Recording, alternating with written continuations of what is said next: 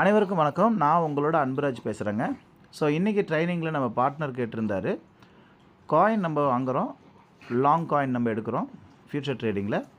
So அப்போ ஒரு கால் margin வாங்கும்போது எக்ஸ்டன் ஆகிட்டு தான் போகணும், ஆனால் டிக்ரீஸ் ஆகிட்டே இருக்குது இந்த லிக்விடிட்டி ப்ரைஸ் அப்படின்ற மாதிரி சொல்லியிருந்தார். அதோட விளக்கத்துக்காக தான் நான் சொல்கிறேன். இப்போ வந்து பார்த்திங்கன்னா இந்த காயின் வந்துட்டு நியூரோ, இது ஒரு $100 நம்ம போட்டிருக்கோம்.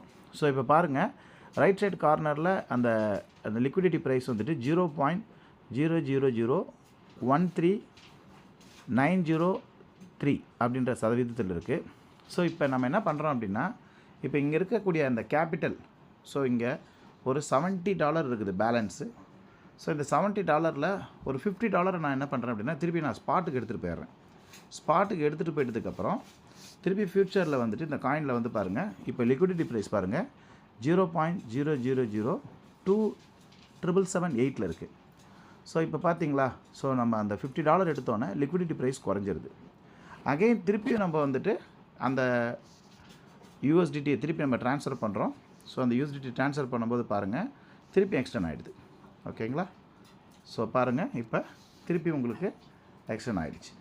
ஸோ இது என்ன காரணம் அப்படின்னு சொல்லிட்டு கேட்டிங்கன்னா, ஸோ நான் ஏற்கனவே நான் சொன்ன மாதிரி நம்ம கிராஸ் மார்ஜின் காலில் இருக்கிறதால நம்மளோட கேபிட்டல் எவ்வளவோ அதுக்கேற்ற லிக்விடிட்டி ப்ரைஸ் காட்டுது.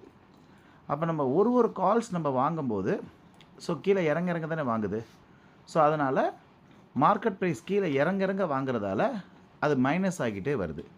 ஸோ கரெக்டான ஒரு சிஸ்டமேட்டிக்காக தான் போய்கிட்டு இருக்குது. எந்த விதமான ஒரு பக்கும் இல்லை அப்படின்றத இது மூலமாக தெரிவிச்சுக்கிறேன். Thank you so much.